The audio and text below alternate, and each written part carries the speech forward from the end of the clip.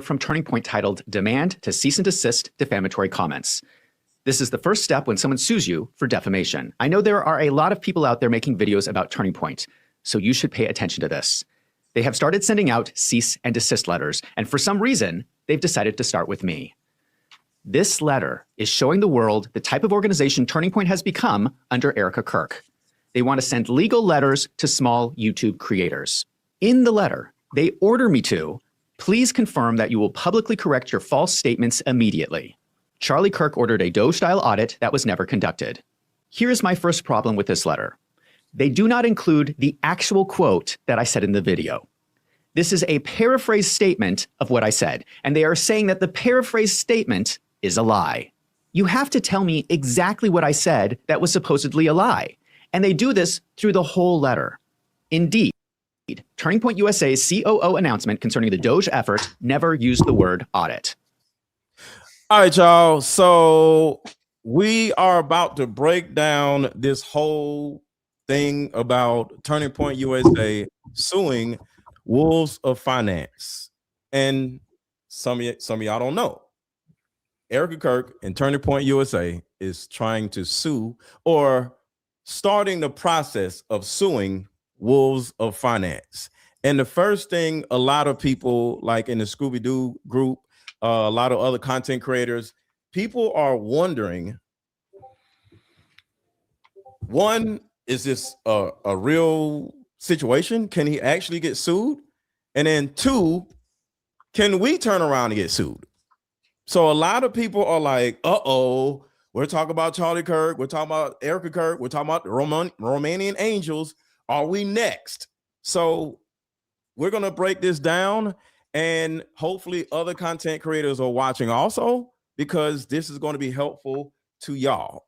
This is not just going to be legal mumbo jumbo. This is going to be a great conversation about, can content creators make content about Erika Kirk without being sued? So everybody hit the like button. Everybody hit the like button and share this with any content creator. Just drop it in the inbox, because this is going to be helpful to them. So I got backup.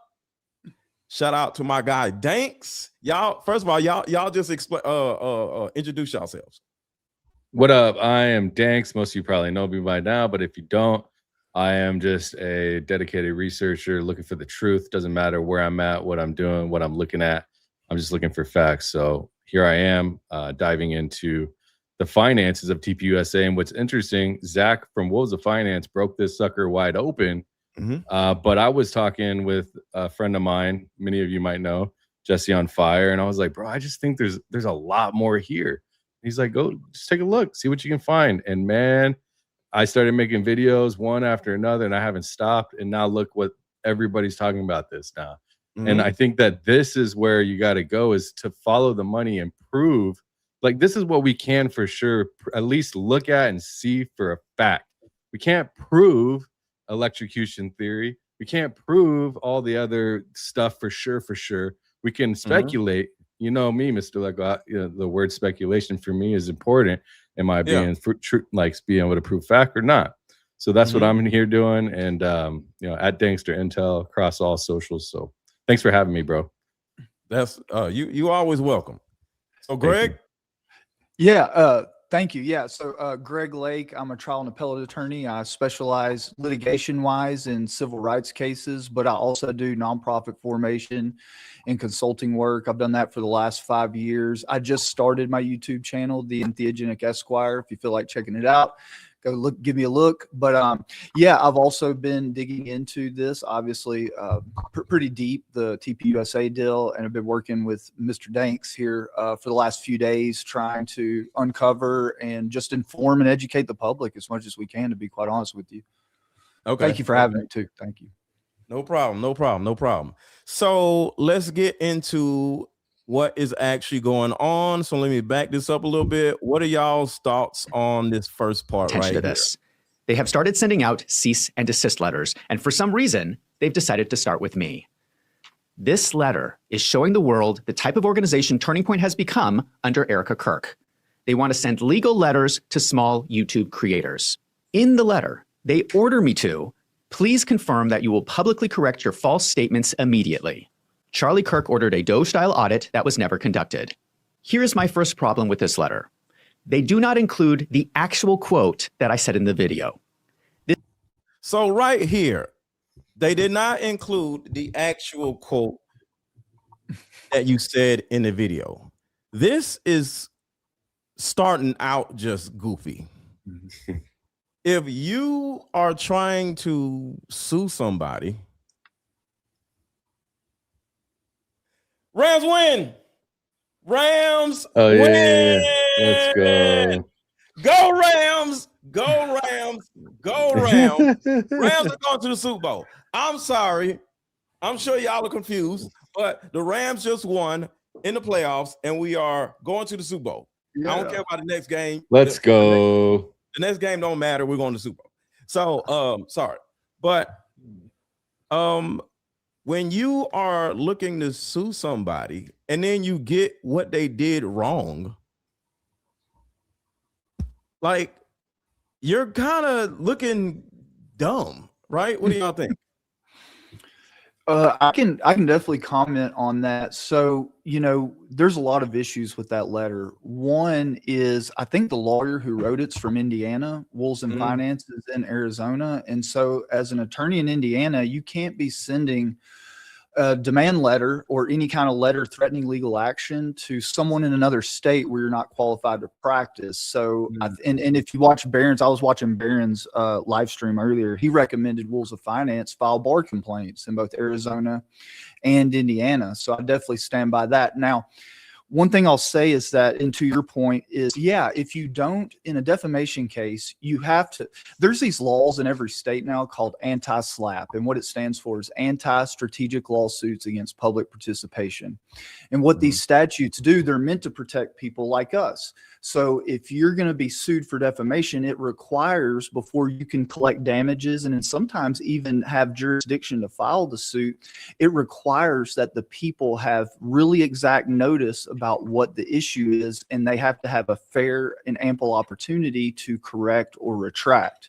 Right. It doesn't seem like that's done here. So there's some major issues, as you pointed out, just off the rip without really even getting into the substance too much. Yeah. Yeah. And Danks, you said earlier that this potential lawsuit, because it's not a lawsuit, but this potential lawsuit actually helps all of us because of them corresponding with Wolves of Finance, we got more information. Yeah. We got way more information about Turning Point USA and, than we really ever had. Yeah, absolutely. We got more information from this situation than we got when Erika Kirk sat down with Candace Owens. Yeah. Because when she came back, we ain't hear nothing. Right. But now, because of this potential lawsuit, we got a bunch of stuff. So what we found out, we're going to keep going, and you're going to see it yourself. But yeah, like, for example, the Doge style audit. It wasn't an audit. It was effort. It wasn't an audit request, an effort request. And what exactly is an effort request versus an audit? And how is that? And shout out to Project Constitution. Yeah, shout out. Yeah.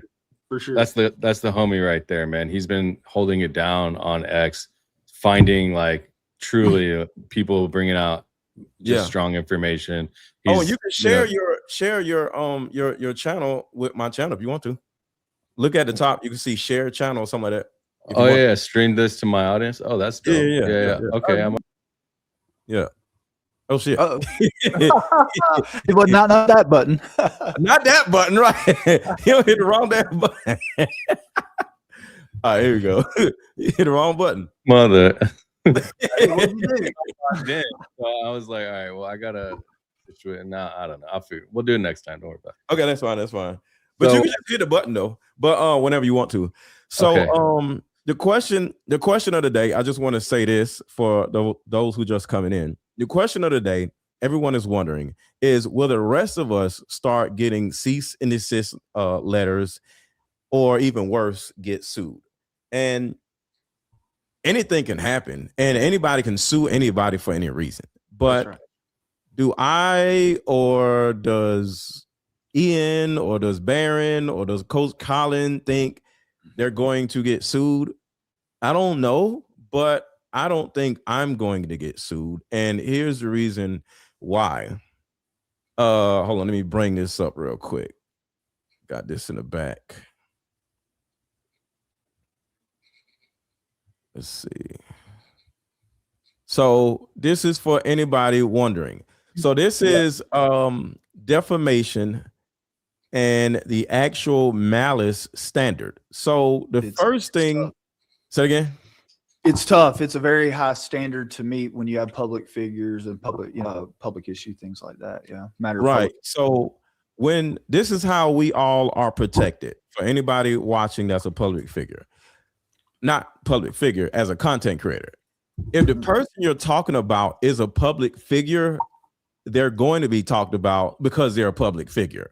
All right. So it says when you talk about a public figure, such as a politician, celebrity, individual who has thrust themselves into a public controversy, you have significant legal protection under the First Amendment. So to anybody looking to sue any of us content creators, if you're a public figure, you most likely are not going to be able to succeed unless we mean malice. But you have to prove malice. You have to prove that we hate your guts, or we purposely want to see you fail or whatever. So, and that is where the burden of proof of the malice will come in. To win a defamation case against you, a public figure must prove actual malice. This means you must prove the statement was false or acted in reckless disregard. See, that's the key word right here. And nobody, I might call somebody an idiot. I might say they're stupid, but that's not reckless regard. You can't sue me for my opinion and I think y'all are idiots. You know what I'm saying? So that's the main thing. So protection of opinion, I think this is the most important part. Let me get rid of this banner for a second.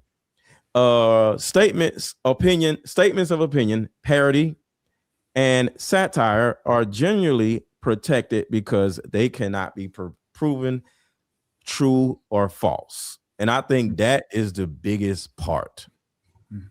As long as you keep things a little jovial, you're not angry, you're not like, oh my God, I hate this person, and you want to see them just burn in hell or something, you're going to be okay, So yeah, go ahead. Yeah, I mean, kind of following on to what I was going to say before I vanished real quick. The thing is, in the memo itself, I mentioned this to you before we went live, and I even was talking to Project Constitution as well. I mentioned the same thing, and I said in my video, I said, look, at the end of the day, you've got 4 priorities that we're focused on in that memo, all right? And becoming more efficient, okay? In a business context, that means cost savings, okay? Doing more with less, spending less money. When you are at Lowe's and you're buying a light bulb and it says 5x more efficiency, what does that mean to you?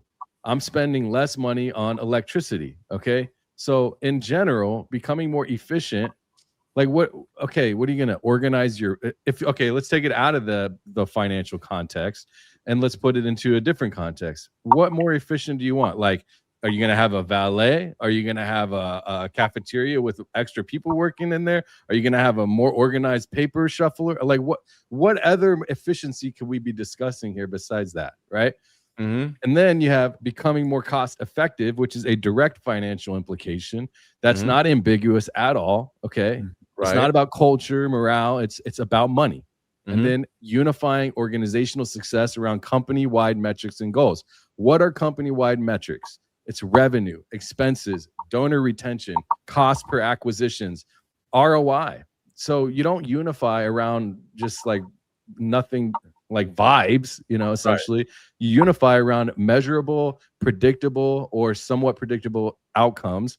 In a nonprofit, those are typically financial. Mhm. So then you have company culture. So 75% of what he's talking about in that letter, in that memo, is financial related. And Yeah. so you want to go and argue over semantics, fine, call it whatever you want. Call it anything.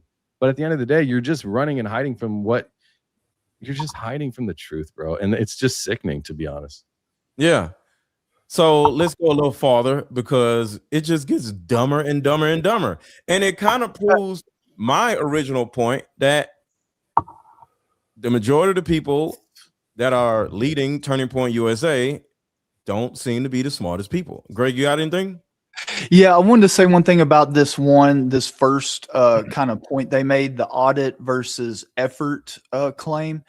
One of the things in defamation law that you can, as a defendant, you could say, for instance, Wolves and Finance could say they don't have a claim there because audit versus edit, there's no material difference, meaning that to the listener, whether he would have put audit or effort would have roughly meant the same thing to them, right? And so the fact that there was kind of a mistake there, it wasn't exactly right, doesn't necessarily mean they have a claim if people generally would receive it about the same. So I just wanted to add that for that specific one there.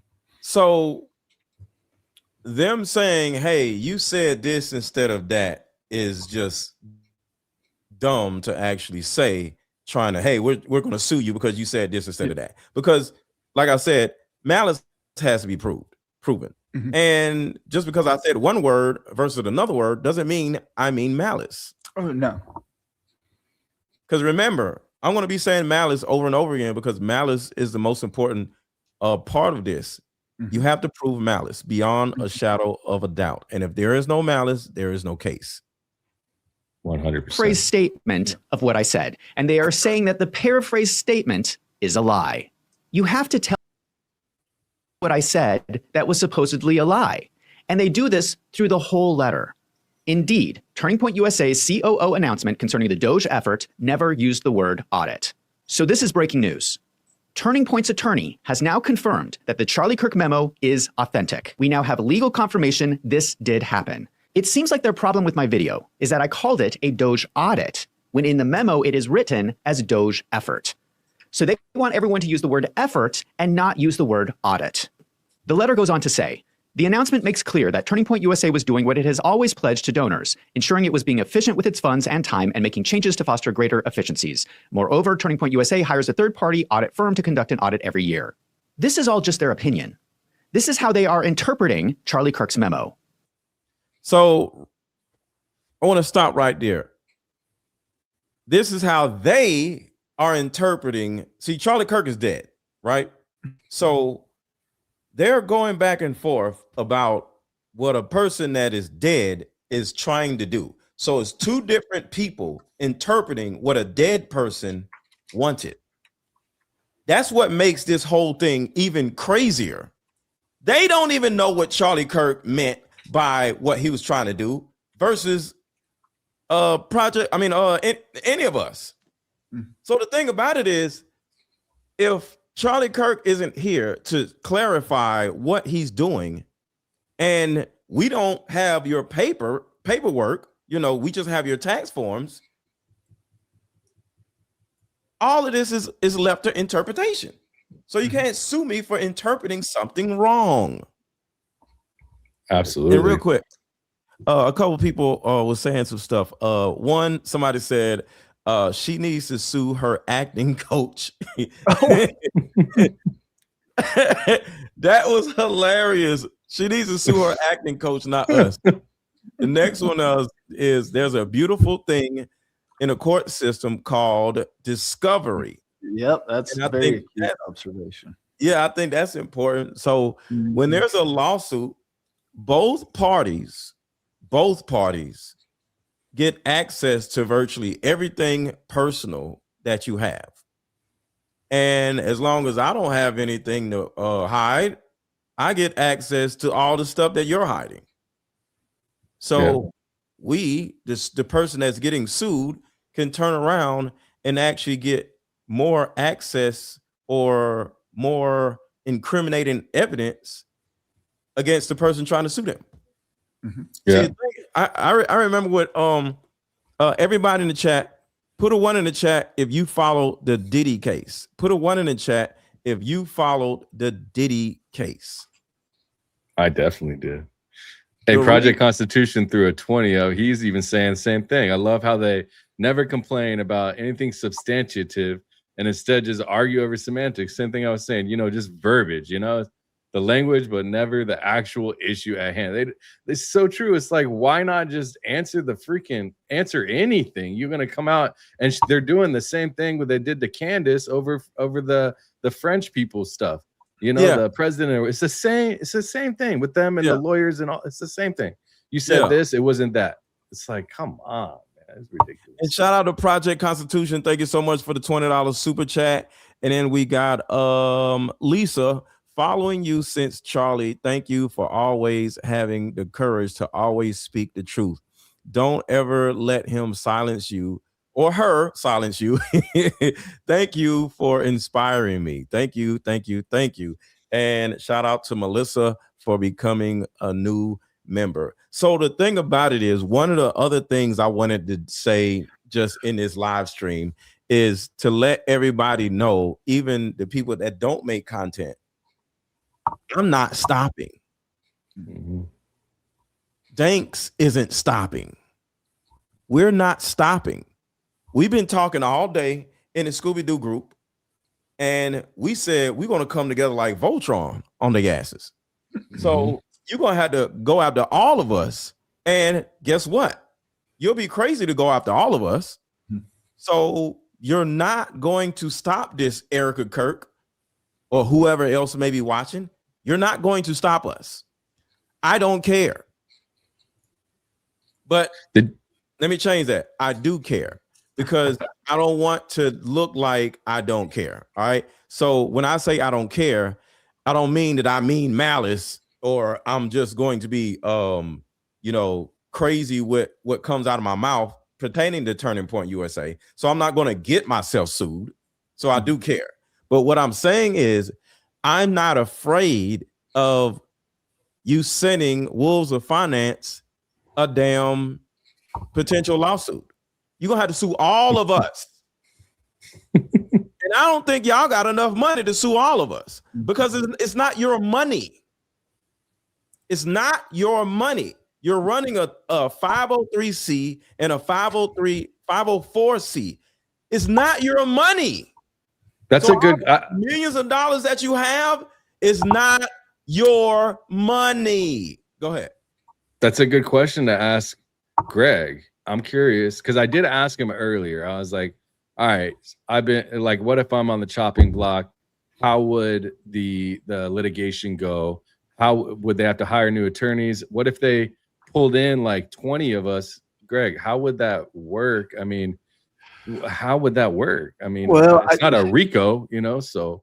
Yeah, well, very, very good point, Dankster. And, having an Indiana attorney send someone a demand letter in Arizona, they for sure are going to have to get another attorney to actually pull the trigger on the lawsuit. But, one thing I was just thinking about, gentlemen, while we were sitting here talking is the fact that if they were to sue Wolves and Finance and then, they have to prove their damages. Well, guess what? If I'm Wolves and Finance attorney, what I'm going to say is that, it wasn't Wolves and Finance's statement that did these damages. I think it was Dexter's. And you get it. You see what I mean? So it's like it would become very elusive for them to really target their damages and be able to prove, like, with enough certainty, potentially, this person's statements are the ones that cause the damages because there's so many people. So with that being said, they very well might have to sue absolutely every single person that they can find that's made a statement to even get close to being able to have the damage issues decided in their favor. Because now let's just say this scenario. Let's say, for instance, that they, to the satisfaction of the court, got every single creator who had said something negative about TPUSA in a jury trial. Well, in that way, it would be up to the jury to say, okay, Dank's comment was 10%, Greg's comments was 15%. But I just bring that up to say that if they plan to just go after Wolves and Finance, I think they're going to have a lot of trouble. This just stinks all the way around, to be quite honest with you. So are you saying it would be better to go after everybody, is what you're saying? Well, I'm thinking that they're probably going to need to, if they want any kind of real chance to prove their damages with any degree of certainty and have the party there who the jury could find responsible for it to enough degree of certainty. Now, what they could do, granted, they could sue Wolves of Finance, but the jury would be able to consider other statements that had been made by parties that are not in the lawsuit when assessing the damages. So it could greatly reduce any kind of potential liability that Wolves and Finance might not ever face. You know, they might say, the jury could come back and say, well, 95% of that number was done by these other creators who aren't a party here. So you understand what I'm saying? How can they prove any damages in any way? Well, so the only way, I mean, in this instance with a 501c3 nonprofit, if they were going to prove damages, they would basically show tax returns. They would have to show a reduction in their income and donations. And again, but the jury would still be able to consider whether that was caused by a Wolves and Finance statement. They can't do that. Exactly. Or hey, some of the stuff that are facts that they've done that still look super shady, maybe that is what caused it. Right. It didn't take Wolves and Finance to say fraud. Maybe people felt that regardless, you know. And even if it was Wolves and Finance, was it true? Well, that's a discovery issue, right? Right. Because if it's true, it's true. So they proved multiple things. Damages if what he said was true. So I want y'all to understand that if what he's saying is true, it's not defamation. It's not fact. But go ahead. Yeah, I'm saying, so, you know, Wolves and Finance would have the opportunity to prove that what he said was true. And how's he going to do that? Like we say, oh, well, I've got some documents I need to see of y'all's. Oh, I've got some board minutes that I want to see. I want to go ahead and produce those over. So again, you know, opening that door, they might get what they came for, so to speak, you know? Yeah. Yeah. So, I mean, you're talking about, they literally, like how it's like they really think we're stupid or they're dumb. I don't understand. It's like you literally are proving that Zach was right from Wolves of Finance in your cease and desist letter, and you want him to do what? To correct what? The way he said it. You guys, they literally only put what, 24 people as reported when they were missing 80 to 108 people. Oh, they put zero. That's right, dude. And it was 80 people. 0 to 80 is crazy. That's crazy, man. So now that part, but go ahead. I think it was because they have multiple entities, so it's like maybe they're trying to do some funny business and then take money here. See, that's the thing, is when you have 4 entities, 2 of which are 501c3, 501c4. I don't know what the other 2 are, maybe Greg does, but you know, it's like there could, when you have an auditor that's and then a non-CPA as your CFO, this is what you run into. Yeah. When you file your 990s, you know what I mean? The guy, Justin, you know, the Justin guy, not Strife, but the other guy, the first Justin that, I'm drawing a blank. Yeah. He was the CFO with no CPA certification. It's not Strife. It's whatever. Anyways, he's not a CPA, but he's the chief financial officer at the time of this happening over the last few years. And then Tyler Warrior is an independent contractor, but it's just crazy. Yeah. So what do you think, Greg, about the fact that he's an independent contractor in certain statements? He's a key employee in others. You know, why would one do that? Is it to pay? Is it maybe to pay Superfeed in an indirect way? Is that something that could be happening? And Greg, before you answer that, let me play the video where he says it, so the audience is getting a little clarity on what's going on. Perfect. All right, so hold on, let me speed forward. Point action reimbursement, Turning Point USA. But whether fraud is going on right now is an opinion. Their opinion is that employees were not intentionally doing this. This is not a mistake. They are intentionally classifying their COO as an independent. I think that is unusual. But incorrect information on the 990 form. There were missing employees they were not reporting. They have confirmed it. And just to be clear, this was not some minor mistake. This was around 80 employees that were somehow missing. They admit that I am right that the employees were not reported correctly. They don't like the wording I used. That's what I'm saying. So wait. So right now, Greg, can I legally say they're idiots? Can I say that legally? Yeah, because the word idiot is typically someone's opinion, right? It's you're not asserting that. It's something that can't be proven a fact, right? Because what's an idiot's a matter of relativity. What's someone idiot to you, them? So no, generally those things aren't actionable. No. Okay, so on the big screen, Erika Kirk, Tyler Boyer, Blake Neff, Andrew Covid, and of course, the dude that was crawling around on the ground like a bitch when Charlie Kirk, got hit. I think all of you are idiots. And you can't sue me for my opinion. So I just want to say that. Frank Turek, Frank Turek was crawling around on the ground like a bitch. And Frank Turek, you cannot sue me for calling you a bitch because you were crawling around on the ground. Because I'm gonna go to court and be like, this is him crawling around on the ground. And Your That's Honor, a female dog. That's what they do. They crawl around on the ground. And Your Honor, does he look like he was crawling around on the ground like a bitch? Does he look like he was scary? And they go like, you're right. So Project Constitution through another 20. He's holding you down over here. He said, good point. Yeah, bring that up. He makes wait. I gotta get to Allie real quick too. Oh yeah. What's up, Shout out to Allie, top five. Top five. What's going on, Allie? What my up? favorite channel from one Scooby-Doo team, and Allie isn't stopping either. That's what I'm talking about. We holding each other down. I told Allie I'm with her till the wheels fall off. We got each other's back.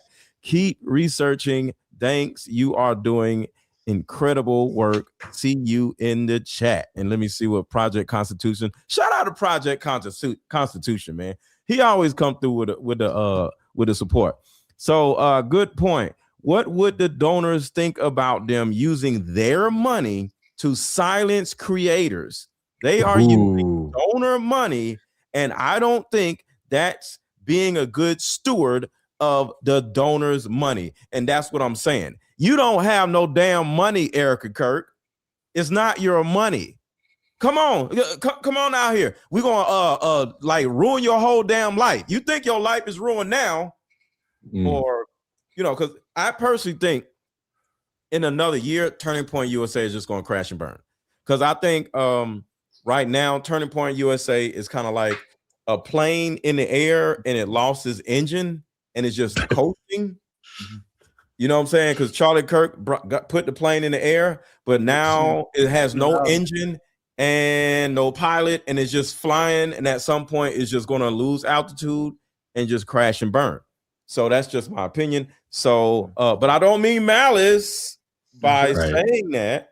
And it's my opinion that I think Turning Point USA is an engineless plane, and you can't prove that what I'm saying is malice.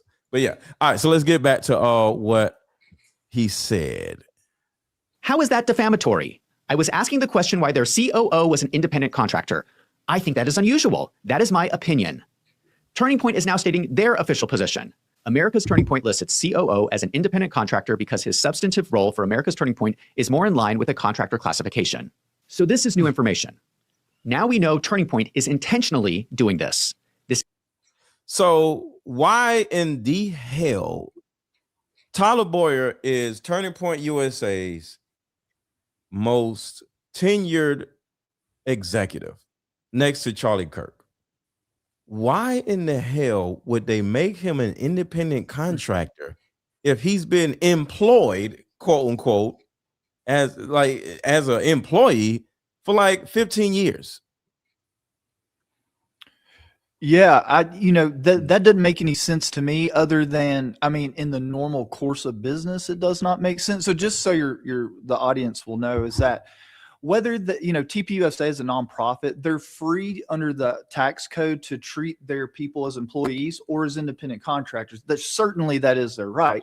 Mm-hmm. But when you have 80 plus employees, doing the W-2 employee route is just administratively more efficient, right? So the fact that they treated Tyler Boyer as an independent contractor, that's perfectly in Rules of Finance. That's perfectly their prerogative. But just my opinion, my perspective, knowing what went down, why did they have him, for instance, on the state filings, he was listed as an officer through 2022 and then but through 2021, then come 2022, he's nowhere. Well, I think that's when this outside company, that's when that contract was signed. Well, what's the name of it, Danks? The company? I'm sorry, y'all. Superfeed. Superfeed. Yeah.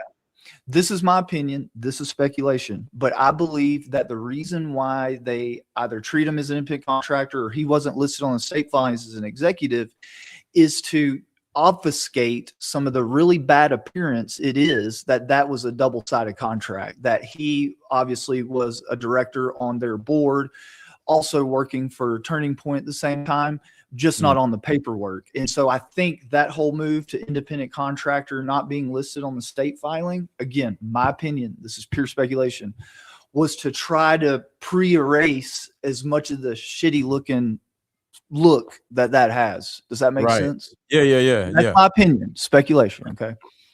So what look? Pre-erase the shitty look, or what is the look in your opinion? And I'll get to the super chats. Yeah. For instance, if let's say they wouldn't have taken Tyler Boyer off of the Arizona state filing for TPUSA. So in the year that I think this contract, my opinion, this contract went down in 2022, Tyler Boyer was removed from the state filing as an officer, right? Because it would have been really easy for investigators like us if he had been listed on the state filing and then take that 990 form, and basically we would be able to go through very easy documentation to show that he was on both sides of that transaction. But now we're having to do some more digging. I mean, we basically found that out, right? Because he's an independent contractor. Well, that, and also too, he was removed from the state filing from TPUSA in 2022 is when he was not listed as an officer that year. Yeah, but he was on the board of this other private company. So I think it was really just a way, again, my opinion, a way for them to have this double-sided transaction, which I suspect, my opinion, was very unfavorable for TPUSA and very favorable for the private company. I think it was a way for them to try as much as they could to obfuscate the optics in him being on both sides of that transaction. I don't think they probably anticipated this level of scrutiny, obviously. One more question. What do you mean both sides of the transaction? Yeah. So Tyler Boyer being an officer on TPUSA, and also because it's like this, Tyler Boyer is on the board over here, and I think, and we're assuming, we don't know this for a fact, but we're assuming he had some type of beneficial ownership interest in this LLC right here, right? Yeah. But then he's also on Turning Point in the nonprofit. And what the fear is in the law is that Tyler would use his influence over here to create a contract that's unfavorable for TPUSA. So that way he makes money over here, right? Because he's a little capped over here because it's a nonprofit to salary. Yeah. So that's what we mean by both sides of the transaction. And again, this is, I don't know if I don't know that, but just that's what the appearance would be generally if he would have been listed on both of those paperworks like that. Okay. All right. So shout out to Project Constitution. We're all going to get a piece of that $50 million life insurance payout if they are dumb enough to sue us. That is a fact, because we're going to counter-sue our asses. We're going to get a counter-suit from all of us. You're going to get a class action counter-suit. Damn it. And shout out to Puppy Adventures. That's one of mine. Thank you, Puppy. Thank you. That's what's up. What about Erika Turning Point USA starting the new orphanage for kids? No, they can't do that. Wait, what? Are you serious? Wait, give me a second. I got it right here. I got all the receipts. Try to take my ass to court. I got all the receipts. Damn it. I made a post. It's got like 20,000 views over the last 2 days. I literally said, since Erika Kirk has been doing this child CSAM stuff all around the world, can I please get one person to show me evidence of like anything that would really help a lot? I got nothing. I just want to see one orphan that is just like, thank you so much. That's what I'm saying. Because they grown now. All these orphans, they either, I'm just going to say it like this, and I hope I don't get a problem. They either grown or they're not here anymore. or they are in some other country selling their bodies because they don't have a choice.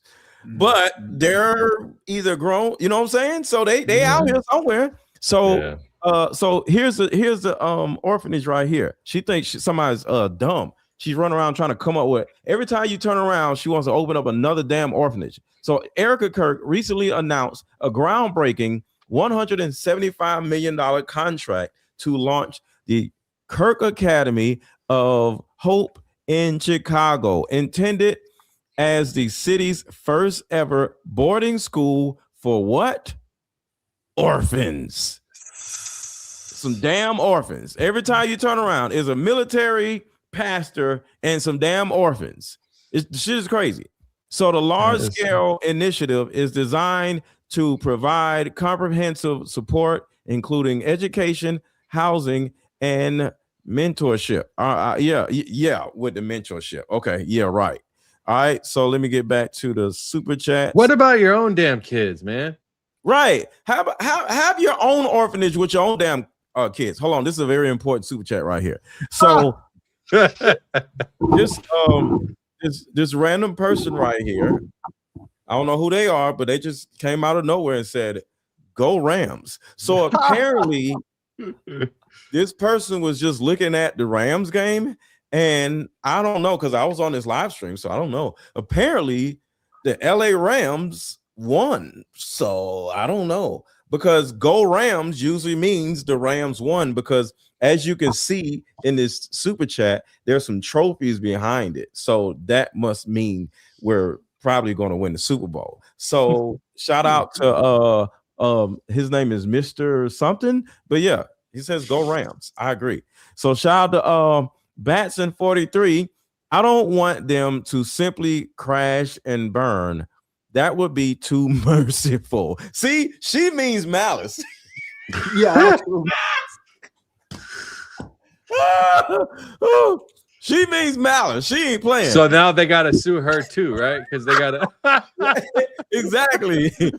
So she said, "I want them fully exposed." See, I don't want Turning Point fully exposed. I just want them exposed just a little bit, because I don't mean no malice. But I want the world to know exactly what they are, and I want them to be held accountable. I know that's right. And shout out to it's one of mine right there, Ivan. One of yours, Ivan. And that's what they are missing. This is a cohesive coalition of content creators. Together we win. We are Charlie Kirk. I love it. Keep asking questions, because it's the only thing that will keep us free. That is a fact. And your super chats go to you. I'm just making sure, right? Because I see them on my end. I see them. Just making sure. All right, cool. Yeah. All right, thank you. All right, thanks, Ivan. Hey, you know, I want to say, man, Ivan, he shows up every single time. He shows a lot of love for your boy, man. I got a lot of love for Ivan, bro. So thank you, man. What up, Ivan? Shout out to Ivan. That's what's up. Okay, so y'all got anything else? You want me to go back to the video? Oh, you can go back to the video. Whatever you want. Yeah, we can go. I mean, yeah, go ahead. That's cool. All right. So I wanted to touch on this. USA. They say these are false claims. Turning Point USA. I assume you about to say something? No, you good. Okay. So we're kind of jumping around. Everyone to use the word effort and not use the word audit. The letter goes on to say, the announcement makes clear that Turning Point USA was doing what it has always pledged to donors, ensuring it was being efficient with its funds and time and making changes to foster greater efficiencies. Moreover, Turning Point USA hires a third-party audit firm to conduct an audit every year. This is all just their opinion. This is how they are interpreting Charlie Kirk's memo. They think that Charlie Kirk wrote this memo, and they think it means that they do not have to do anything. This is another problem I have with this letter. Most of the statements they mention are opinions, just like this one. If you are going to accuse me of defamatory statements, they need to be facts, not opinions. If I have a fact wrong, let me know, and I will happily correct it. The next statement is, in 2023, $650,000 may have been funneled from Turning Point USA through Turning Point Action to Turning Point PAC to evade campaign finance restrictions. They are referencing this chart from my video. They claim money actually went from Turning Point Action to Turning Point USA as a reimbursement for event expense. There was nothing. So something that Barron said was, and y'all can add more clarity to that. Barron said that to his knowledge, this second one, Turning Point Action, and or the third one also, so either just the second one or the second and third one, Turning Point Action and Turning Point PAC, are 304C3s or something like that. Yeah, Turning Point Action is a 501c4. 501c4, yeah, versus Yeah. a 501c3. That's their initiative. Like they can actually do some political advocacy, to my understanding, as Through to where the 501c3 is just education, and you can't like take sides or anything like that. You have more leeway to give opinions, I guess, on what you want. There are very limited exceptions for 501c3s to do political endorsements, but 501c4s certainly can. It just can't be their primary activity. So when it becomes more than 50% of what its operations are, that becomes a violation there. Okay. And what about Turning Point PAC? Does anybody know what that is exactly? I believe that's under an entirely different section of the code than Turning Point USA and Turning Point Action. I'll look and I'll report back, but yeah, they're not in the charity status, I guess. Okay. Does that make sense? Yeah, just off the top of my head, Tyler Boyer allegedly moved $84 million to Turning Point Action, according to Wolves of Finance. Does anybody know what that means? Is that a good thing to do, a legal thing to do? Like, does any thoughts on that? Why have y'all here? Because I always wonder that.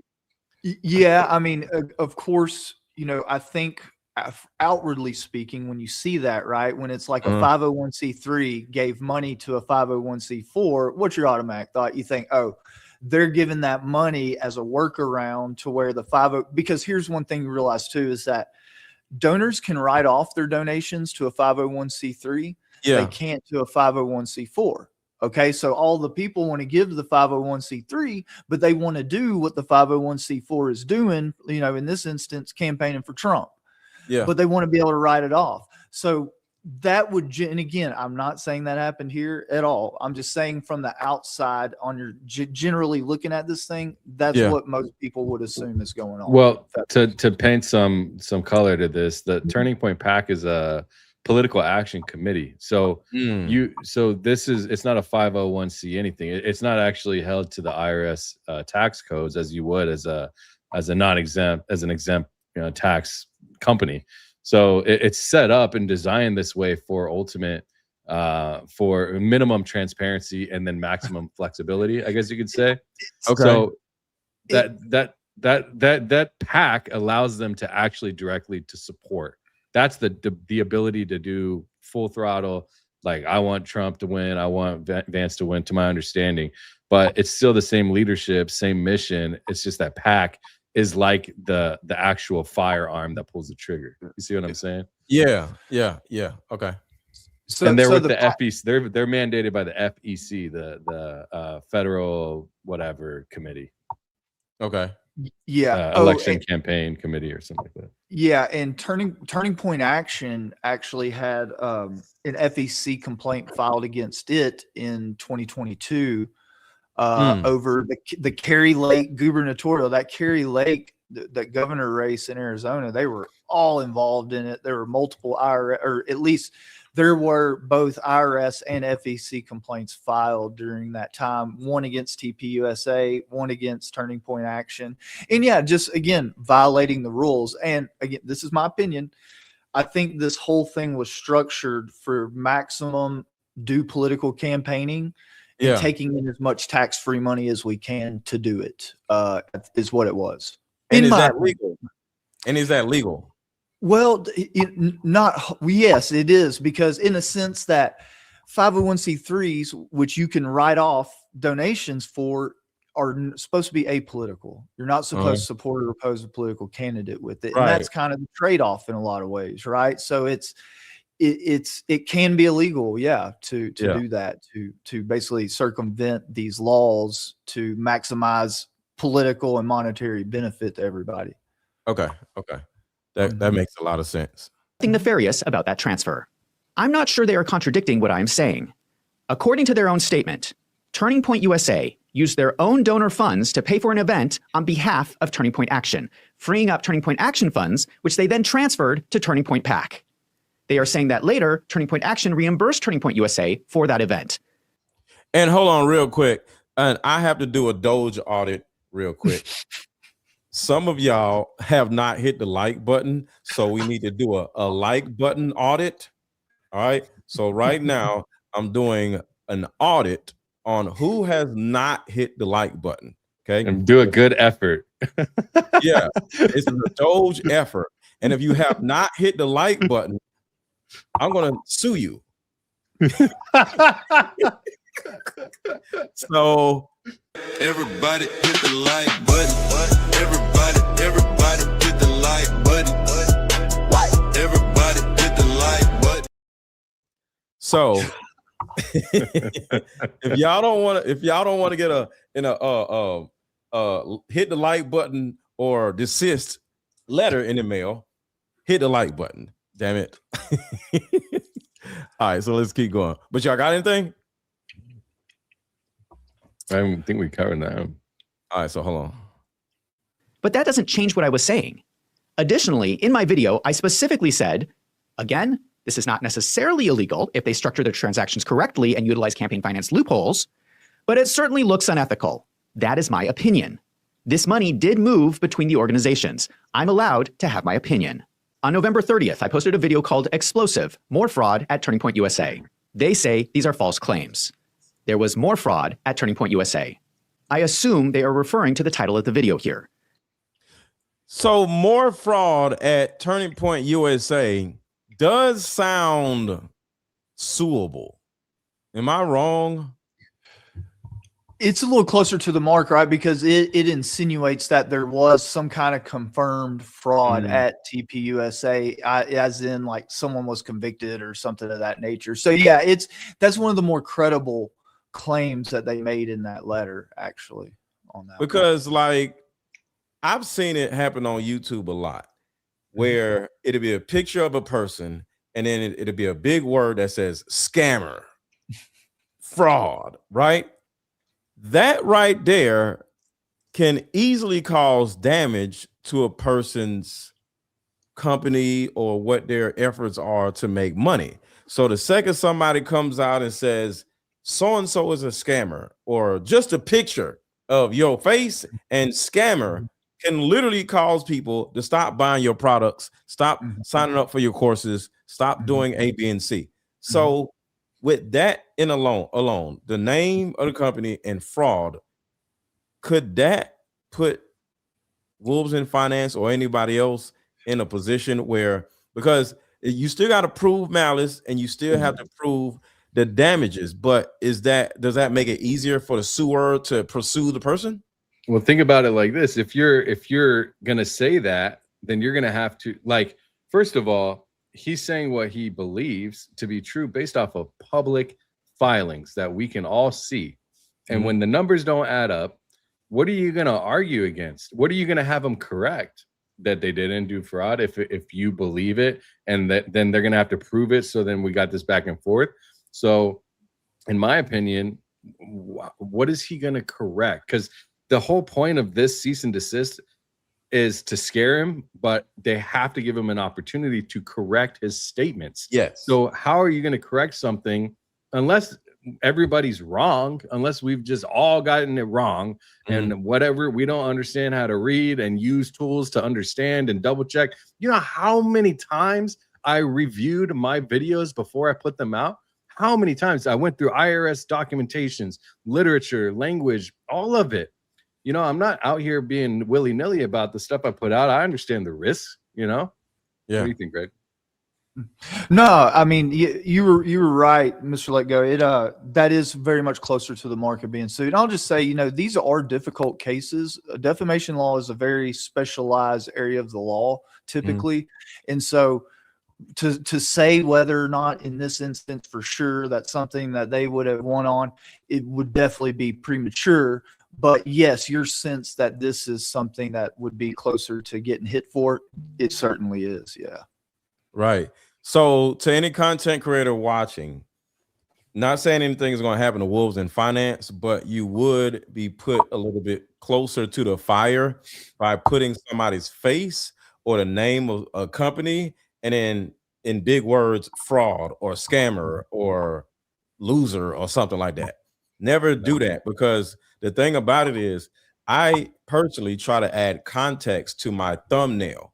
So you think a thumbnail is just a thumbnail. A thumbnail is giving context to what the viewer is about to watch on YouTube. So if you don't give enough context and you just willy-nilly put something up and you say this person's face and scammer or something like that, you can literally affect that person's business, because it's not enough context explaining why you're saying that. And that could look like you mean malice, or even if you don't mean malice, a person can turn around and look at the date.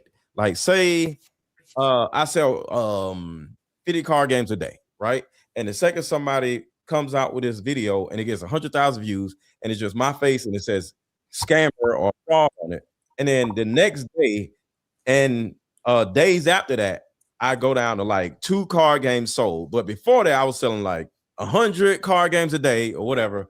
I can now prove, because of this video, look at what happened after that. And then I can actually have a case to sue that person, because the date of the video and how many views it got and the picture can show that I lost money the day it dropped. Yeah, I mean, look at it from their perspective. Just like put it on the other foot, right? And you're TPUSA, and you've got all these donors. You know, last year, say they're governing January of 2025, the first 2 weeks, and then they see after all of these videos have come out from everybody, the last 4 weeks, they're like, whoa, well, we only got half the donations. What's going on? Maybe they got a few emails from people, a phone call, like, hey, you know, I'm not sure what's going on. Like, you know, I'm not going to donate this year or whatever. So it does inhibit their ability to make. Absolutely, it doesn't benefit them, right? That's what I'm trying to say. Is it hurts their pocketbook, just like what you were saying. Guaranteed. I guarantee you, all of the videos have been made since the last 4 weeks, mostly 8 weeks. People have been talking about this. They've been damaged. I can assure you that that's probably happened, right? So I understand. Yeah, and here's my take on it real quick. And I love everybody, I really do, and I don't wish the worst or bad for anybody. But I will say that, you know, if they are getting financially hit, it would be very easy to shut all of us down through simply showing up, answering some questions, dumping some documents off, and saying peace.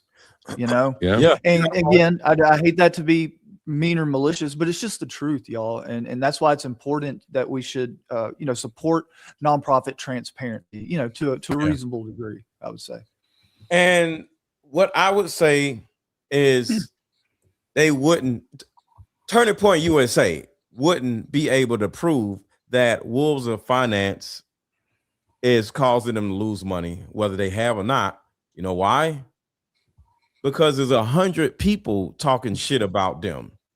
So you can't see if ain't nobody out there talking about me, but one person turns around and says Mr. Let Go is a fraud or whatever, and then I start losing money, then there's like a case. But if everybody on the internet starts talking shit about me all at the same time, now you can't prove that that one person you're suing is the reason why I'm losing money. So very true. USA once again does not have a case, because they can't prove that Wolves of Finance is the reason why they're losing donors. Yeah, that goes back to what Greg was saying earlier about they'd have to round up everybody, and then you'd have to just like, I mean, obviously, I don't know. I'm not a lawyer. You can't prove how much money I made you lose. You can't prove how much money Jesse on Fire made you lose. You can't do that. Yeah. It will all be speculation. But then, you know, I was talking with Greg earlier, and he does say, I mean, it is a very meticulous portion of the law that it gets very messy. You know, I mean, who knows what these guys have up their sleeves? He's litigated in defamation law, so he's experienced it. Yeah. And it can get tough. You know, I sued MTV and Star Magazine my first year being a lawyer for a girl that was on that show 16 and Pregnant. So I jumped right into the fire crucible as like a fresh young lawyer on my own, fighting these like $700, $800 an hour, lawyers in court on defamation. And yeah, that's how it is. And it can get messy. It can get expensive and ugly. And, the thing is, I think as far as public exposure and things to go wrong, like we said earlier, I think TPUSA's got a little bit more probably on that end, skin in the game, so to speak. So yeah, it's interesting. Yeah. And remember, a public figure, we legally can talk shit about them without getting sued because they're public figures. It's kind of like it comes with a territory as a public figure. Well, they have to prove actual malice. So for public figures, they have to prove you had actual malice. It does vary by state, I'll say that. But most of the time, they have to prove actual malice to be entitled to any kind of real damages. Right. And anybody watching, y'all are welcome to make videos about me and say y'all don't like me, because it'll just get me more views and stuff. You know what I'm saying? But altogether, I can't sue you because if you don't like me, and there's nothing I can do about it. I can't sue you because you don't like me, They, of course, are saying that there is no fraud at Turning Point USA. The content of the video is me going over the evidence of fraud and sharing my opinion. Now, technically, a true statement would be that no one has been convicted of fraud at Turning Point USA, but whether fraud is going on right now is an opinion. This is what happens in every criminal court case. Both sides look at the facts. One side gives their opinion that they are innocent. The other side gives their opinion that they are guilty. Turning Point is looking at the financials and claiming that they are innocent. I understand that. I'm looking at the same financials and thinking they look suspicious. And that is fair to say. I can say, hey, I think you are guilty. That is an opinion. I did not even say in my video that they committed fraud. Their opinion that Wait. But you put fraud next to their name on the thumbnail. So from a contextual standpoint, you are conveying that they committed fraud. And that was my point. So I don't think you can say, I didn't say they committed fraud. You left it for our interpretation. And that way you are implying that they committed fraud. Am I wrong? Yeah. Well, statements of opinion, particularly on matters of public concern or like public figures, like you were saying, are constitutionally protected under the First Amendment, bro. So what qualifies as protected opinion would be like statements that cannot be proven true or false, right? So if they're not willing to prove true, now maybe they are. So that's where I'm, but then you've got, if they can't prove, because either party can or cannot prove that they did something fraudulent.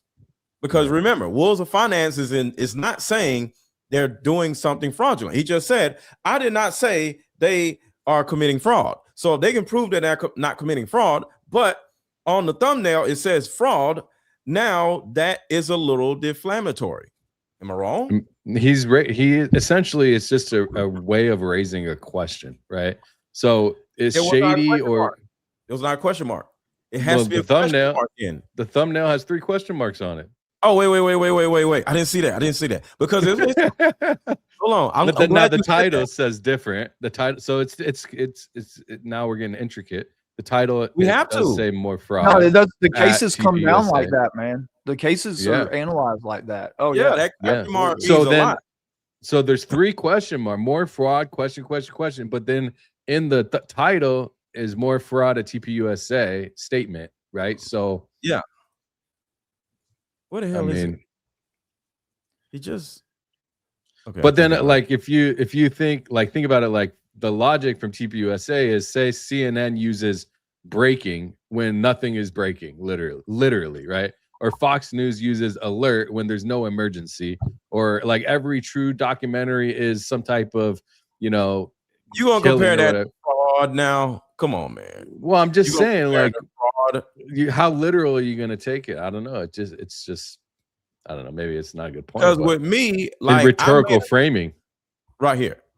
Oh, question marks. So you're right. The question marks will save you, because more fraud with a question mark is implying, I wonder if it's more fraud, and you're not making a statement that is more fraud. So that the question marks itself, to all the content creators, make sure you add question marks to your statements, because then it can't look defamatory, because a question mark denotes I don't know. I wouldn't go that far. Here's what I'll say is that, you know, this even just me as a litigator, I think that I could get that to a jury because it's what the reasonable listener would perceive. So, and to be honest with you, it very well might include the whole work, meaning that the jury would have to look at both the thumbnail, the title, and watch the whole video, and then say what was intended here. So just wanted to put that, but it is the question marks. If he didn't have the other statement, just question marks on the front, and that's all we were looking at, for certainly that would pretty much not be a valid claim there. I will say that. Yeah. Because I'm just letting everybody watching know that every character on your thumbnail, every character in the title of the video, and everything you say can and will be held against you in the court of law if they try to sue you. So you have to make sure you're like, well, I had question marks. I was just asking if it's fraud. And if you say that in front of a jury, they like, oh, that does make sense. Yeah. You got to think, though, he's basing his information off of filings that were documented and attributed to the IRS under penalty of perjury. So he's taking what he sees that's basically as good as a hand on a Bible in the court of law and making his own analysis off of primary sources. So it's not reckless disregard. You know, it's diligent journalism in my book. Well, it's kind of like, and let me know if I'm just off base by saying this, but if you hear about a celebrity and his lady, and she called the police on him, right? And then you start a video and you put the thumbnail and you say their face and it says woman beater. That's malice, because you don't know if he actually did something or not. She just called the police on her. So now you got some problems, because that's very different than having public filing like tax exempt organizations as a 501c3 looking at the paperwork as a CPA as he is and making a statement or raising a question based off of the review that he's done. It's very different. Dank, you just brought up a really good distinction too. I'd like to mention here is that there's a difference between an all-purpose and limited purpose public figure. So some people like celebrities, the president, people like that are just all purpose general public figures. They done been way out there, you know, and then limited purpose public figures would be like people who come speak out on an issue, things of that nature. And so, you know, I guess one question would be like, let's think about TPUSA as an entity. Is it a general purpose, like public figure? You know, versus like the inside Tyler Boyer, I think for sure he's a limited purpose public figure, no doubt. What about Erika Kirk? I was talking about Tyler Boyer actually, but Erika Kirk, I mean, at this juncture, she's an all-purpose public figure as far as I'm concerned. Okay, I never heard of that, so that's very interesting. So what is there's limited purpose, all-purpose? What's the difference specifically? It's like this. And so what like, constitutes the difference also? Yeah, so like let's say you had a limited purpose public figure and you brought up something about them that was otherwise private. You know what I mean? That would they might not have to prove malice in that, right? Because they have the right to their privacy still. Well, for that matter, right? Because they're a limited purpose public figure just for this kind of issue, right? So it's kind of like their life related to that, fair game.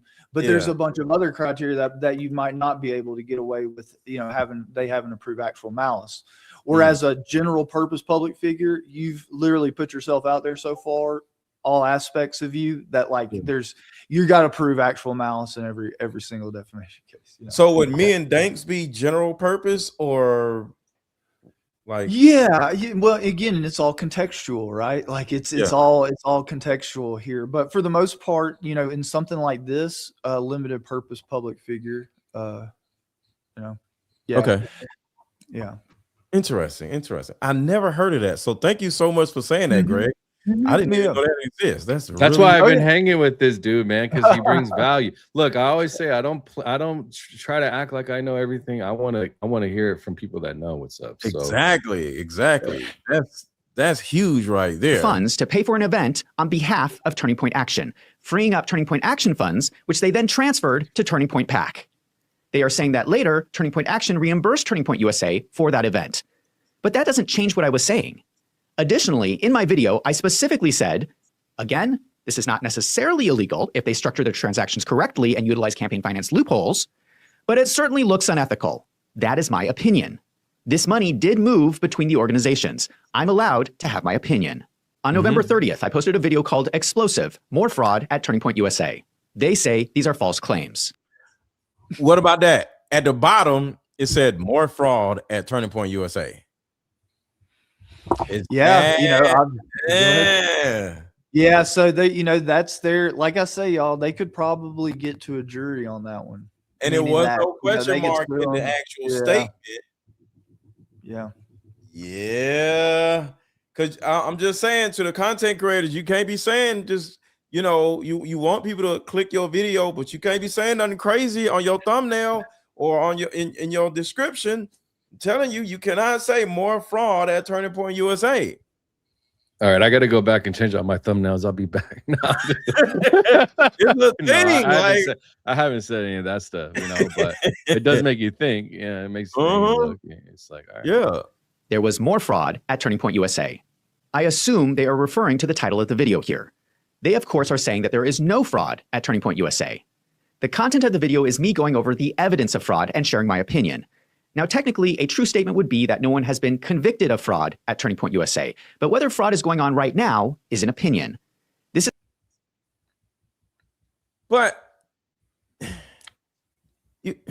if fraud was for sure happening. You're convicting somebody by saying that they're doing something.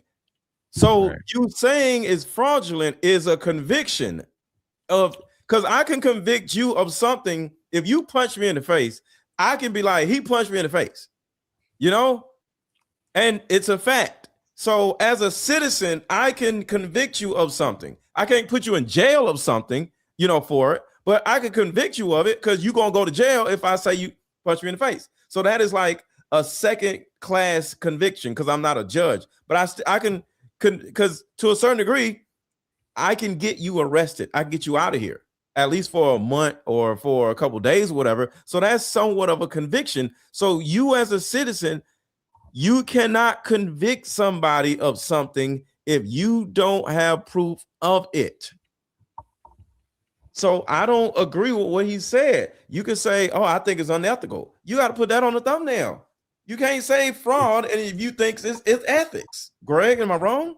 Yeah, no, you're bringing up kind of the counterpoint and why I'm saying that this would probably get to a jury because you make a great point. I mean, my personal opinion, knowing the whole piece, I think he's okay because when you look at it in the whole, it's pretty clear that he's just kind of stating his opinion on it.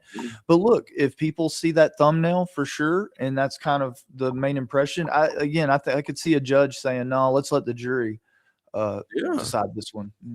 Yeah. So I'm for Wolves on Finance because but at the same time, I try my best to be objective in these situations. I think his fix, and maybe we see it here. His fix, and I think we see it here in just a minute. Is he puts allegedly? I think that's what he does. Like at the end of it on the title, he puts allegedly. There is kind of how he admits to some degree that there could be some. Interpretation there. Go ahead. Oh, is it on? You can't see it. Is like on the end of the title or something? It just says no. I'm saying he makes it fraud at Turning Point USA.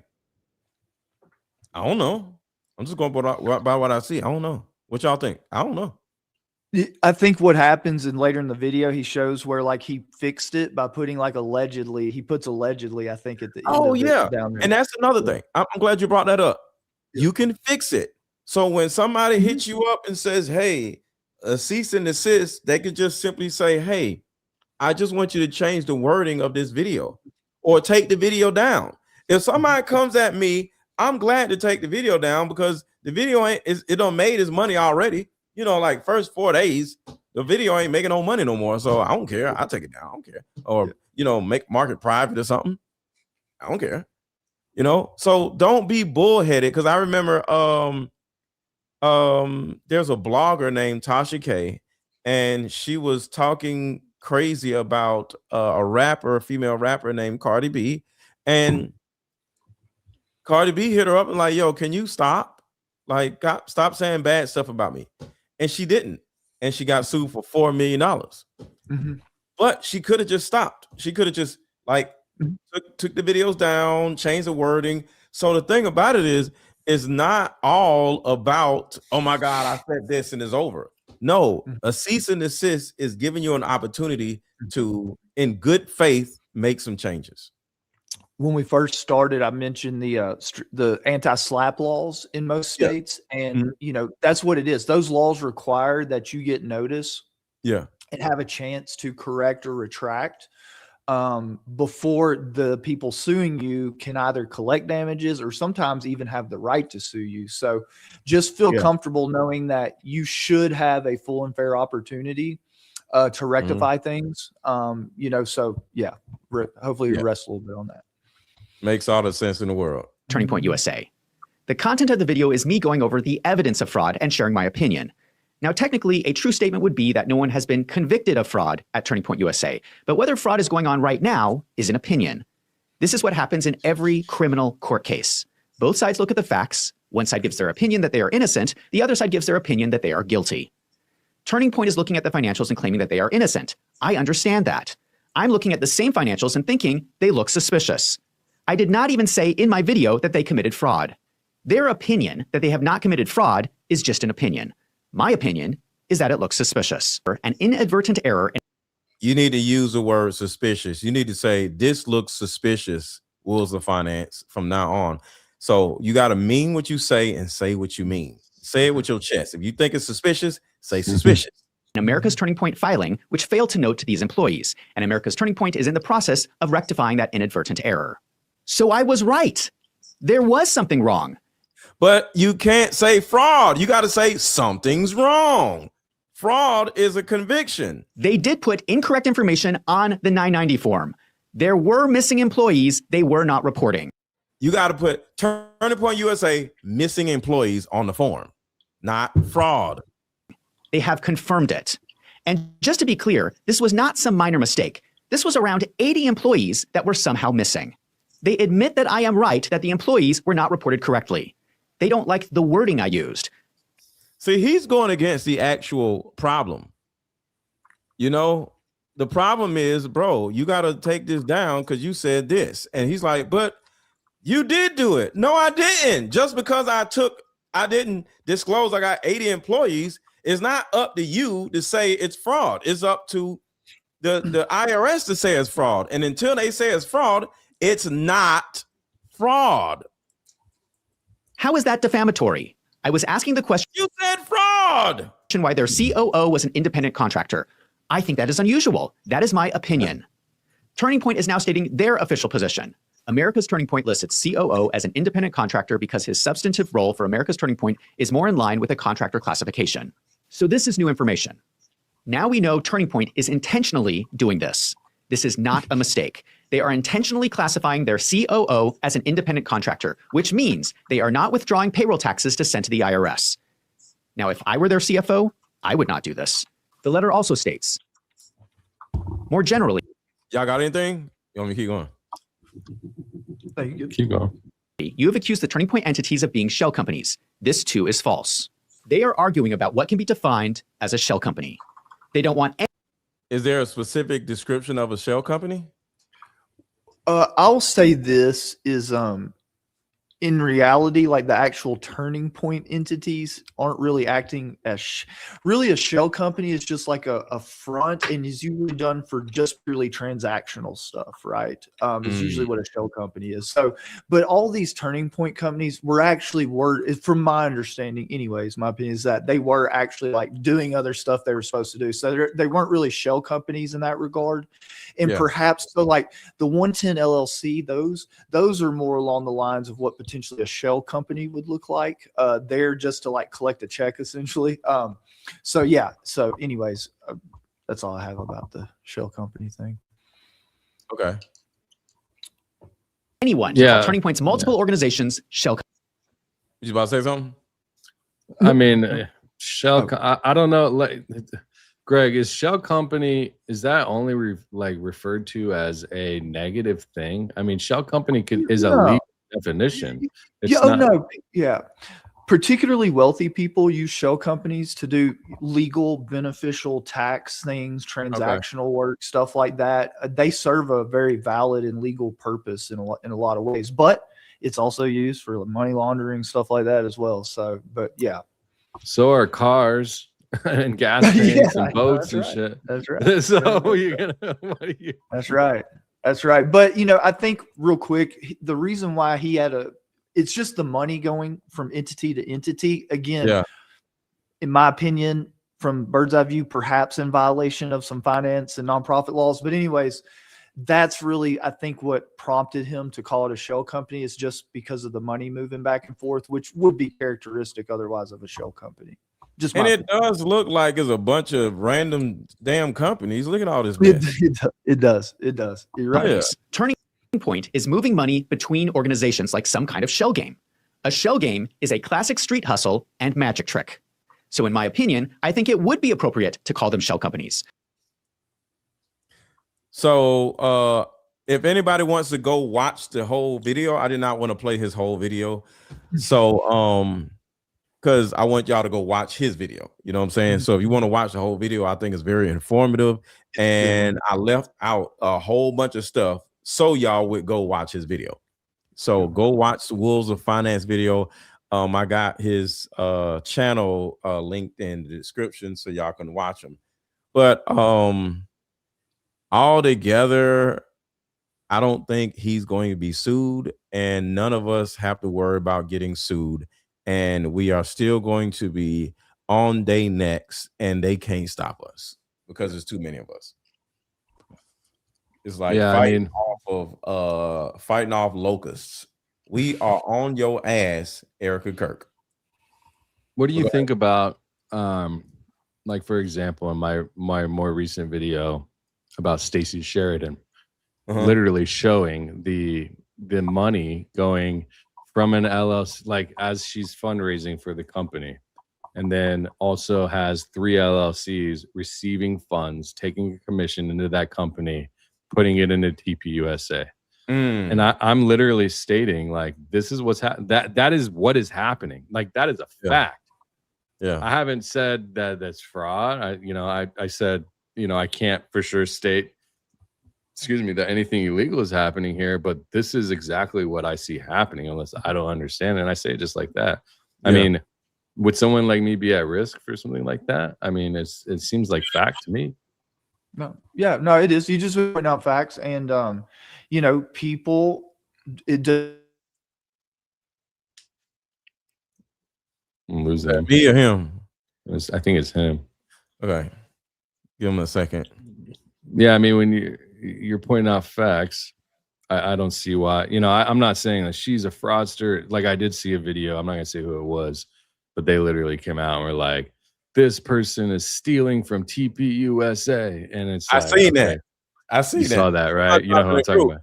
Yeah, and I'm like, it was a white guy, and I'm like, because I looked at the video, and I was gonna kind of like get down to Stacey's Sheridan rabbit hole.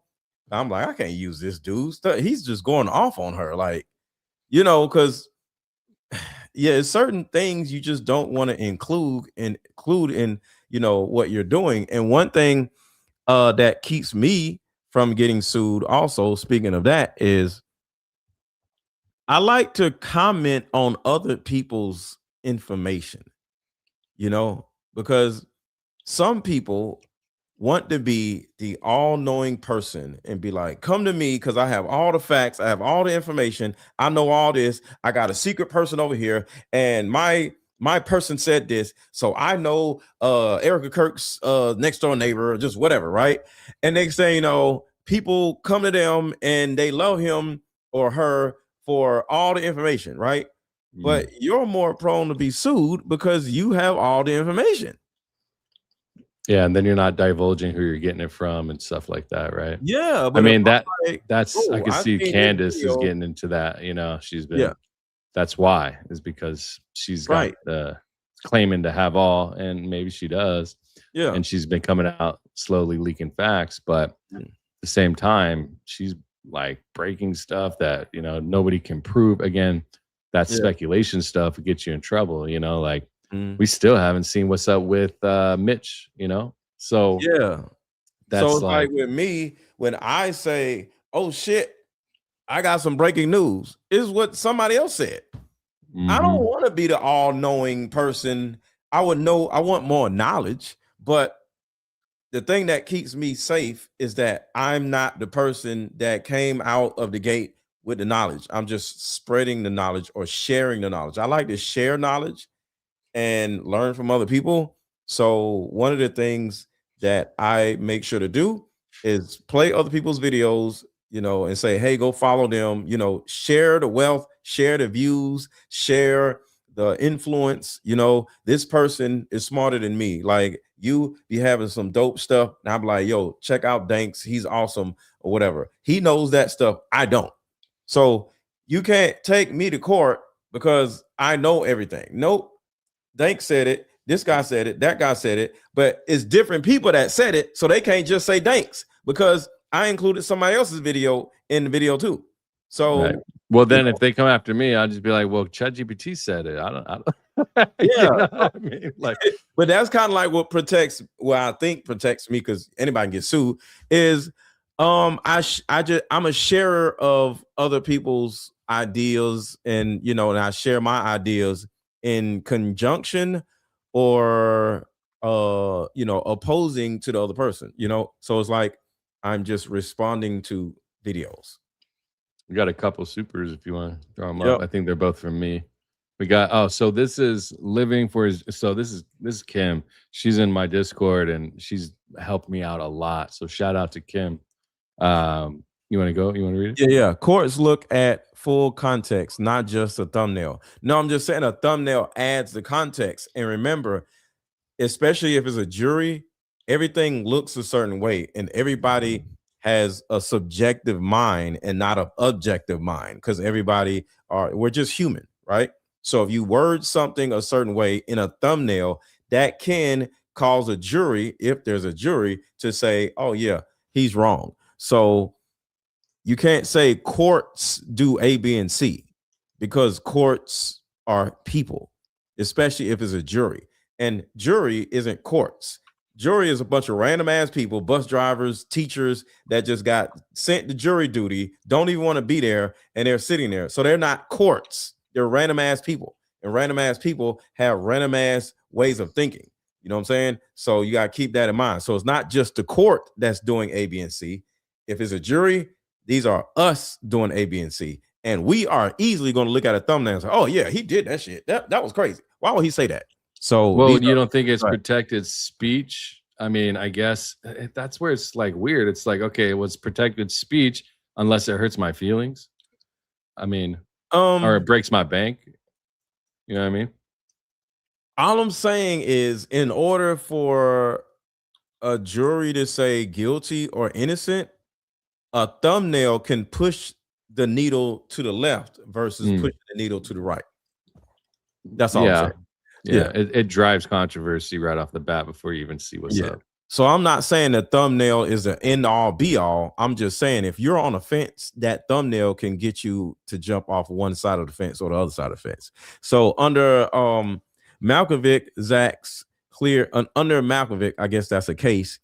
Zach's clear disclaimer in the video cures the title. Oh, interesting. It proves fraud. Fraud was rhetorical hyperbole, opinion, not a literal accusation. So apparently there's some disclaimer. Remember, I did not see the thumbnail. I'm just responding to the actual video that he has. So I did not see I seen the video, but I didn't pay attention to the thumbnail when I seen it. I just like looking at Wolves of Finance's video. So if it shows up, did they say? And I thought he said in the video that they weren't looking to sue him or something like that. Did he say something like that? He said they're not looking to sue him, but it's just a conversation to be had because. I'm sure they could just have the conversation. You know what I mean? Like when you do it this way, it's such a bad look. It's such a bad publicity stunt. You know what I mean? It's like you could. I'm on an email thread with him. I have him on X. You know what I mean? Anybody could reach out. I'm sure if anybody from TPUSA reached out and said, "Hey, bro, we respect what you're doing," or whatever, or not. Just hey, please don't do that. Take it down. Change the thumbnail. Whatever. He would do it. Hey, Slinky, that's mine right there. Shout out. What does that Shout say? out to Slinky. Verified tonight. Erica is give send go to 2.5 million. Has give send. Verified tonight. Erica has give send go with 2.5 million. Don't Interesting. really No, they're saying that Erika Kirk has a give, send, go, like a donation box. For that's kind of like $2.5 million. GoFundMe? Yeah, it's a GoFundMe. Yeah. Oh, so give, send, go is a GoFundMe. Okay. Yeah. Where's Erika Kirk fundraiser, give, send, go? I mean, 13 hours ago, I click on it and it says this campaign is unpublished. There's already another one successful and active. Please see below. Shout out to Slinky coming through with the receipts. Thank you, Slinky. Yeah, there is multiple. I don't know. Who knows if people are grifting off of their name too, though, you know? Yeah, that makes sense. But yeah, that's all I got. You got any other thoughts? No, that's it, man. I appreciate it. You know, I'm here to bring more context. You're gonna have more videos from me, man. But I'm really passionate about this with Zach and Wolves of Finance because he literally is out there in the trenches doing the IRS's work, and also Lionel Nation has made really great statements saying at the end of the day, I might even said it before, we are ultimately judged by a jury of our peers. Even if you put us in the courthouse and there's a jury and all that, by the end of the day, it's going to be 12 of us. So what's the difference? We're here to hold each other accountable. And I said in my video, and I mean this wholeheartedly, and if any of them are watching from TPUSA, we don't want you to be this terrible, fraudulent, alleged company. Right. All we want to know is more transparency. And if you like, even I guarantee you, even if you guys were like, you know what, we messed up and we're going to do it right this time. Yeah. I bet you if you did it the right way, we would all be like, all right, well, we'd have to see. But I guarantee you, that would be the greatest comeback of all time. And you could do it. But instead, you choose to send cease and desist letters. You choose to not have the podcast and act all shady with Candace, say you're going to do it, and then put a time frame of like 12, 18 out. Like, what is the games, man? We're not in middle school anymore. You guys are $100 million company with presidents in your pocket. Why don't you act professional and be like somebody that people can look up to, especially when you're representing such a crowd? I mean, this is crazy, man. It's just terrible to see, especially from someone so great like Charlie Kirk. You know, I didn't know him. I didn't follow him before, but man, the move that he's made for people, he's made people's lives change because of this, you know? And my thing is the kids. I just want y'all to stop trying to, one, come up with all these stupid ass orphanages. Leave them alone. Like, stop with the orphanages. I don't care what y'all are doing. I'm not saying y'all are doing something. Just stop with the damn orphanages. Y'all look weird as hell. Stop collaborating with all these damn weirdo ass pastors that's been in the military that have all of these sexual misconduct cases. I just want y'all to separate yourselves from all these weird ass people that have allegations or either actually went to prison for the same PDF file stuff. Hey, I put in the private chat, me and you right here on the stream. We got a Project Constitution founder. He sent it to me, the link for the give, send, go. Sure enough, cool. 2.58 million, man. That's crazy, bro. So what exactly is this? Like, because this is not Turning Point USA. This is going directly to Erika Kirk, or yeah, it is. This is Support the Kirk Family. This is the official support page for the Kirk family. Wow. So that's crazy.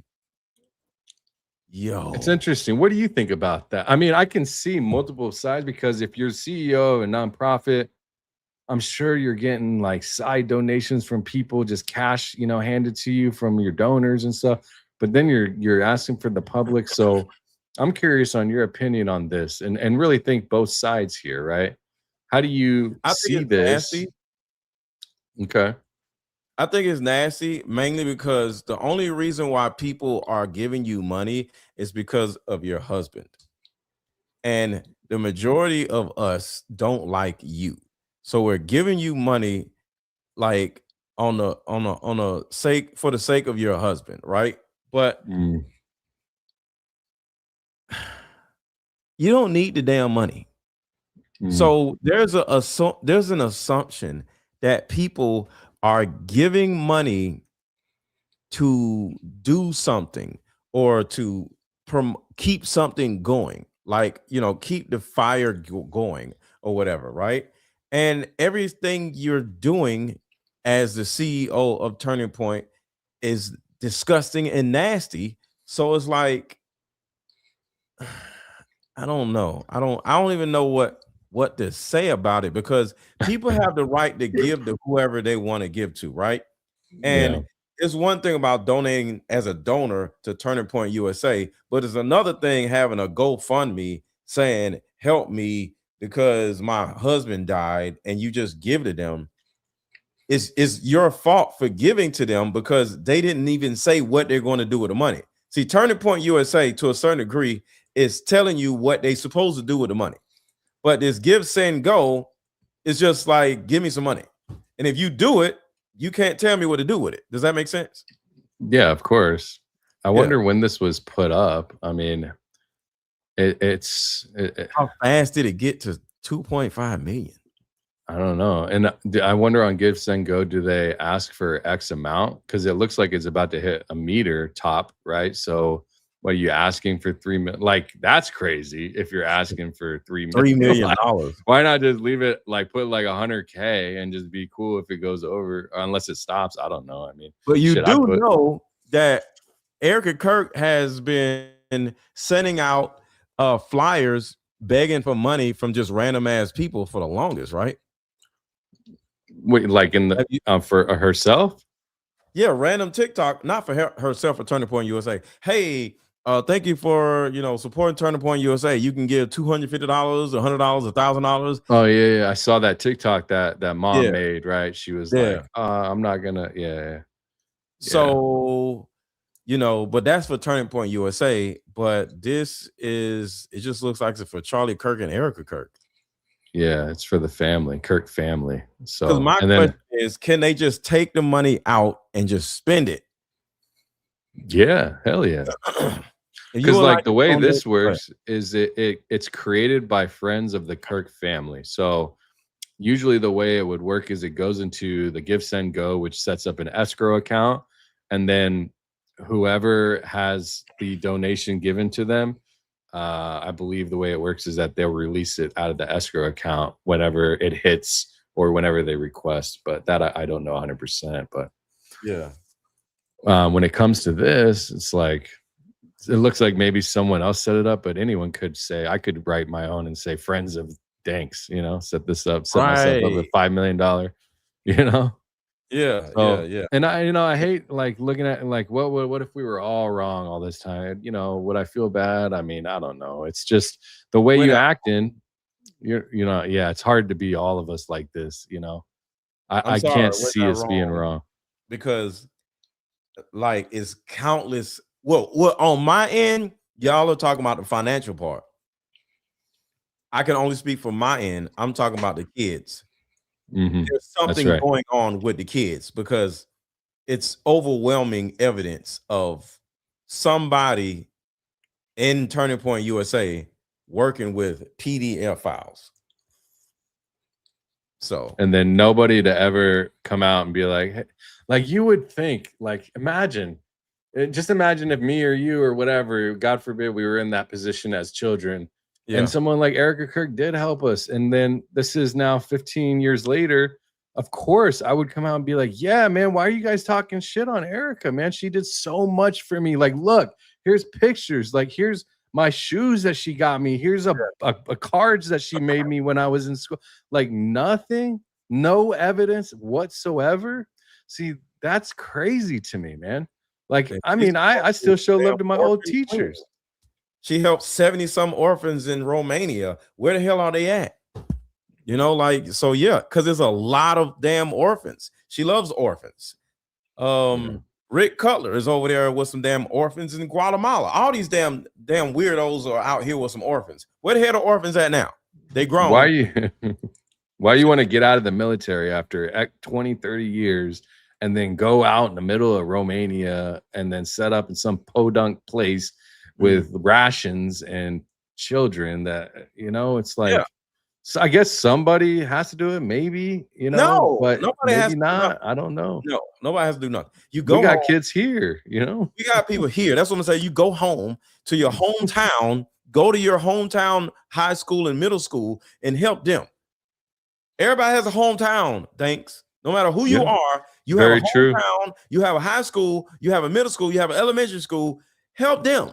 Yeah, we got food banks here. You got kids playing sports, go help coach, this and that. There's lots of other opportunities to help kids that need help, but you know, leaving kids, like Constitution said, leave the kids alone.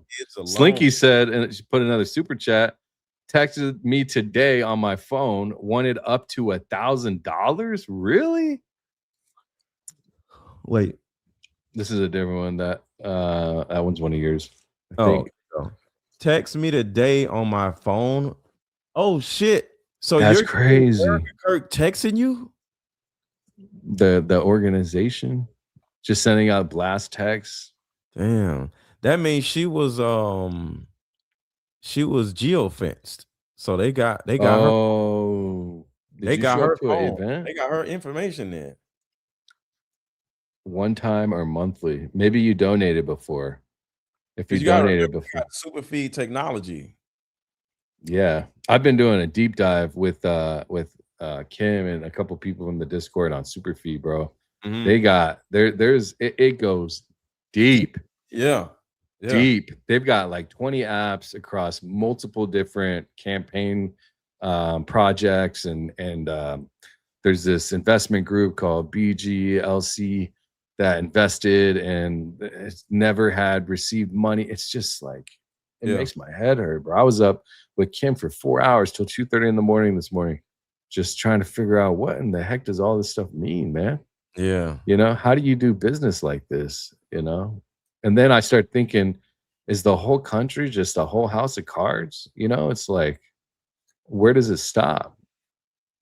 1000% it is. It's absolutely a house of cards. And now you think, look at all that, sorry to interrupt, but look at all of these, everywhere you look on the news, on everywhere you go, these politicians are giving to some charity, or they're opening some foundation, and they're doing some giving and donate. It's like, you think it's just because they love giving away their money?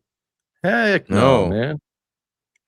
So they're doing it because it's how they like become friends with each other. You donate to the person's charity. It's not even their charity. You donate to their person's charity, and that person's charity is owned by them. She said, I'd never been to any event, no app, and then never connected with TPUSA ever. And then Orama Pillsbury said, Slinky's been super fed.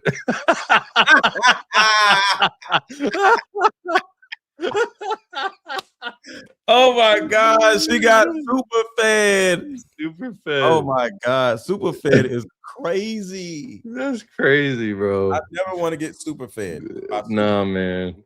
Don't super feed me. No, leave me alone. Leave me alone. Leave my kids alone too. They out there super feeding these orphans. It's terrible, man. But man, thank you so much, man. I'm about to go celebrate the Rams winning and look at some highlights and jump up and down and drink me some Fiji liquor because I don't drink. So I'm gonna have me a toast or some water. All right, enjoy. I'm gonna just kick back, We're actually going to be, I was going to mention it here, but I wish Greg was here.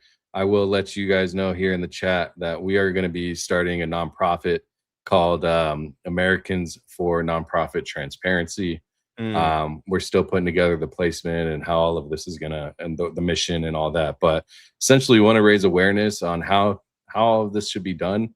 And I think that now's the time. You know, we're starting to see, like I just mentioned, the country is full of these foundations and heritages and nonprofits. So I think it's about time to the American people start understanding where their money's going. And with the help of Greg and with everybody else in my life today, I think that we could do a lot of good with raising awareness. So I look forward to that and keep an eye out for that. That's what's up. Yeah, and Project Constitution, I talked to him. He said he wants to be involved. A couple other good big heads too, they want to be involved. So you mentioned so I think we can do a lot of good with this, and I think it's important. Yeah. So 1000%. And everybody follow Danks at Dankster Intel. Dankster Intel on X, along with YouTube. He gives out like his YouTube channel. YouTube videos are like fire.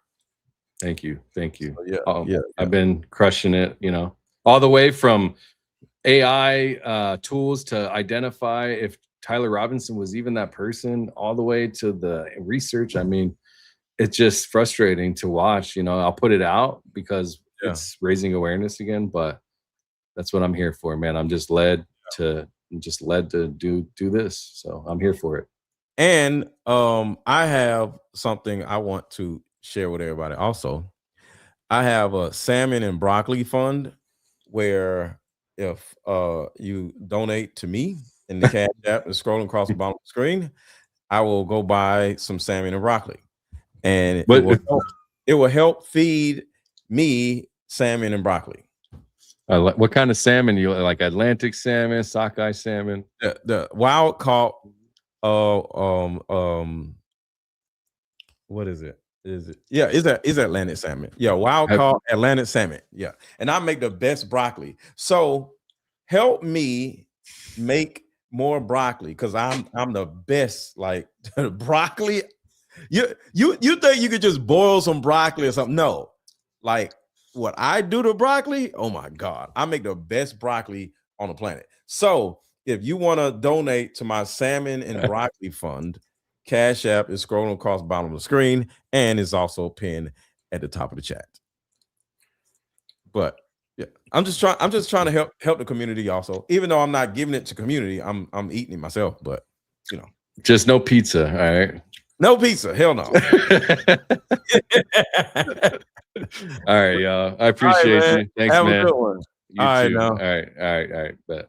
All right, y'all. I'm out of here. I'm about to play the like button song, and I'm gonna go back to playing the like button song in the beginning. I just be so into the video, I don't forgot. So I'm gonna go back to playing the hit the like button song in the beginning. So here's the song. Everybody. Sorry. Everybody hit the like button. Everybody hit the like button. Hold on. I need y'all. Everybody hit put a 1 in the chat if y'all want me to go back to playing the hit the like button song in the beginning. Put a 1 in the chat if y'all want me to go back to playing the hit the like button song in the beginning of the video. Put a 1 in the chat if you want to hear this video in the beginning of the show, like I was doing at first. Everybody hit the like button. Everybody hit the like button. Everybody hit the like button.